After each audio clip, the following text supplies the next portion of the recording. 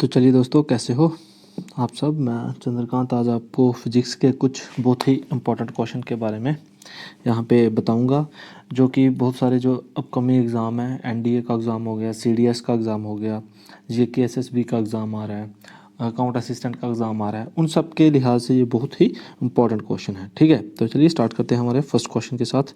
क्या हमारा first question, the minimum velocity required by a satellite to escape earth's gravitational pull. मतलब आपको पता है, ठीक है, कि जो अर्थ है वो हर चीज़ को क्या करती है, अपनी तरफ खींचती है। अगर मुझे यहाँ से अर्थ से कोई चीज़ बाहर निकालनी है तो मैं उसको कितनी वेलोसिटी दूंगा कि जो उसकी ग्रेविटेशन फील्ड है उससे वो क्या हो जाए, बाहर निकल जाए।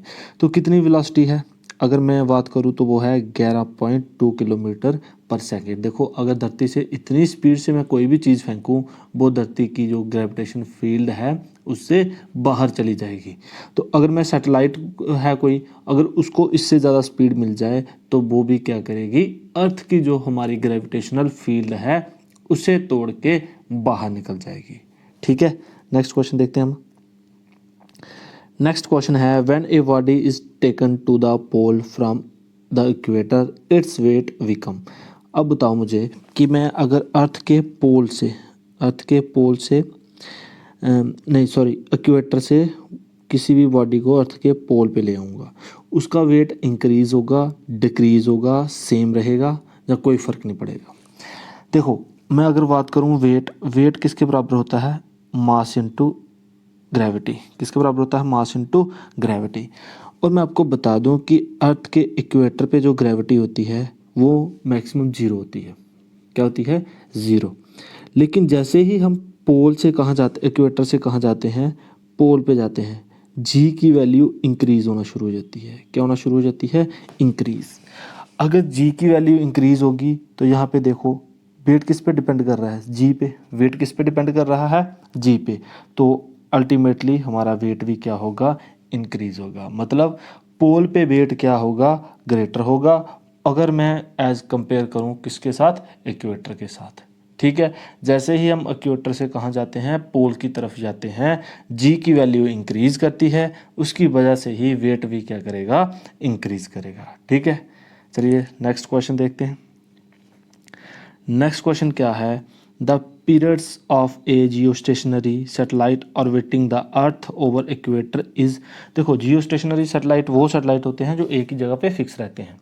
ठीक है, अब ये फिक्स रहने का मतलब नहीं कि ये घूमते नहीं हैं, ये भी घूमते हैं, लेकिन इनकी जो घूमने की स्पीड है वो बिल्कुल किसके बराबर है, अर्थ के बराबर। मतलब ये एक चक्कर कितने टाइम में लगाएंगे, 24 घंटे में। कितने टाइम में लगाएंगे, 24 घंटे में। इसलिए ये हमें ऐसा लगता है कि एक ही जगह पर फिक्स है, क्योंकि अर्थ भी एक चक्कर कितने टाइम में लगाता है अपने एक्सिस पे, 24 घंटे में। तो ये भी कितने घंटे में लगा रही है, 24 घंटे में। इसलिए हमें ऐसा लगता है कि ये बिल्कुल क्या है, फिक्स है, इसलिए हम ये बोलते हैं जियो स्टेशनरी सैटेलाइट। लेकिन ये भी क्या करते हैं, ऑर्बिटिंग करते हैं अर्थ के इर्द गिर्द, कितने टाइम में, 24 घंटे में। ये याद रखना, ये इंपॉर्टेंट क्वेश्चन है बहुत ही ज़्यादा। ठीक है, पेपर में आने के बहुत ज़्यादा चांस रहते हैं इन क्वेश्चंस के।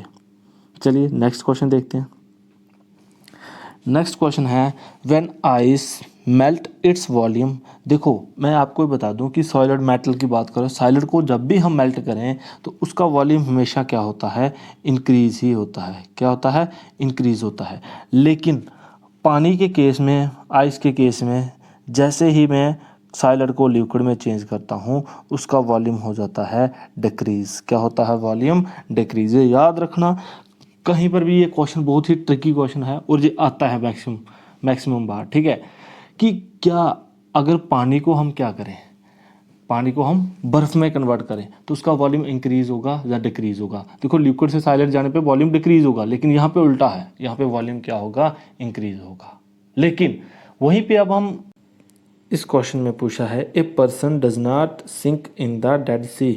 देखो, ये बोलता है कि जो मृत सागर है उसमें से कोई भी इंसान अगर उसमें चला जाए वो कभी नहीं डूबेगा।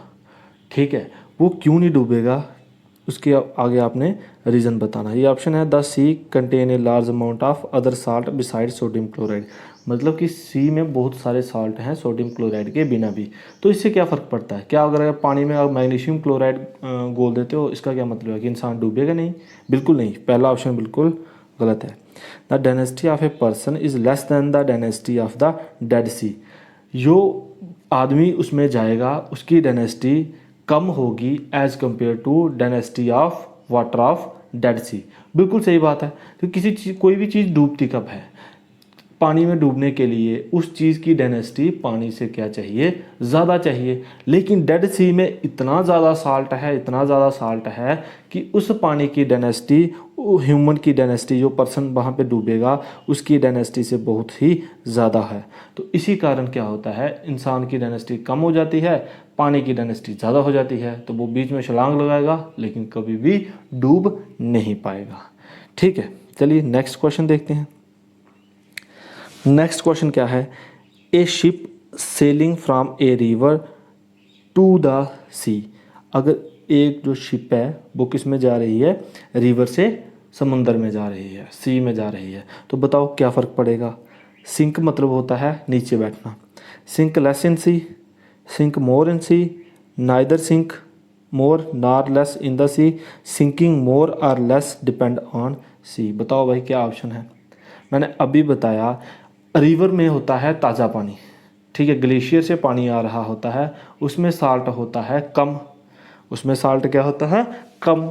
लेकिन जो समुंदर है उसमें क्या होता है? उसमें बहुत सारा साल्ट होता है। अब अगर साल्ट होगा तो उसकी डेंसिटी क्या होगी? ज़्यादा होगी। सी की डेंसिटी क्या होगी? ज़्यादा।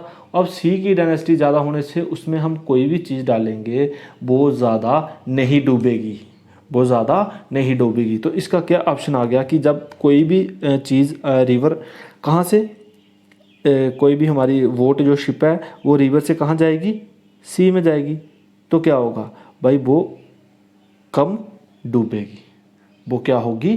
कम डूबेगी। क्यों? क्योंकि रिवर की डेंसिटी पानी की क्या है? कम है, सी की ज़्यादा है। ज़्यादा डेंसिटी का मतलब कि चीज़ कोई भी होगी जो उसमें डालोगे वो एज़ कम्पेयर टू रिवर क्या करेगी? कम डूबेगी। ठीक है, चलिए नेक्स्ट क्वेश्चन देखते हैं।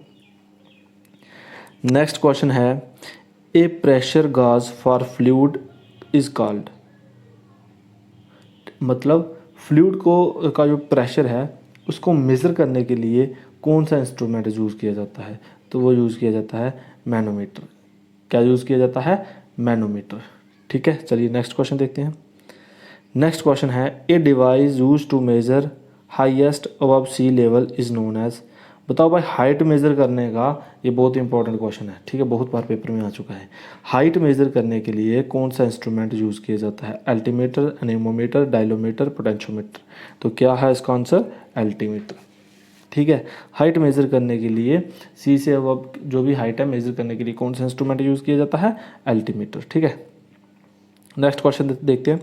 The instrument use to measure atmospheric pressure. ठीक है, हम बोलते हैं ना कई बार बैरोमीटर का प्रेशर कम हो गया, तूफान आने वाला है। तो क्या मतलब है? उसका मतलब है कि हम एटमॉस्फेरिक प्रेशर को किस में मेज़र करते हैं? बैरोमीटर में। किस में मेज़र करते हैं? बैरोमीटर में। ठीक है, नेक्स्ट क्वेश्चन आ गया, हाइड्रोलिक जैक। देखो आज आपने देखा होगा ट्रैक्टर वगैरह में, जेसीबी में कौन से जैक होते हैं? हाइड्रोलिक जैक होते हैं। ठीक है, इसका कहने का मतलब है कि ये हाइड्रोलिक जैक होते हैं जो हैवी व्हीकल्स को उठाने के काम में लाए जाते हैं। उनमें कौन सा, इसमें से कौन सा ऐसा प्रिंसिपल है, लॉ है जो काम करता है? तो दोस्तों उस पर कौन सा लॉ काम करता है? Pascal law. कौन सा लॉ काम करता है? Pascal law. ये याद रखना। ठीक है, अब क्वेश्चन नंबर 11 है, the instrument use to determine the relative density of a liquid. दो लिक्विड की आपस की डेंसिटी मेज़र करने के लिए कौन सा जो आपका इनमें से इंस्ट्रूमेंट है वो यूज़ किया जाता है? Hygrometer, hypsometer, hydrometer, density meter. ठीक है, ये आपने मुझे कमेंट बॉक्स में बताना है। ठीक है, next question, lactometer is use to. जो हमारा लैक्टोमीटर है वो किस लिए यूज़ किया जाता है? स्पेसिफिक ग्रेविटी निकालने के लिए लिक्विड की, वॉल्यूम निकालने के लिए लिक्विड का, मिल्क की प्योरिटी बताने के लिए, determine the strength of acid in car battery.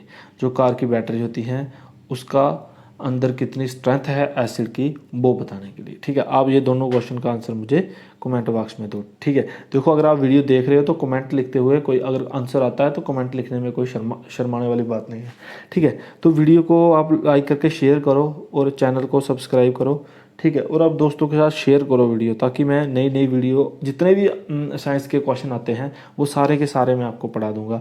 अगर आपने वो क्वेश्चन याद कर लिए तो पेपर में साइंस के उसमें से साइंस से बाहर कोई भी क्वेश्चन नहीं आएगा। ठीक है, तो चलिए, थैंक यू।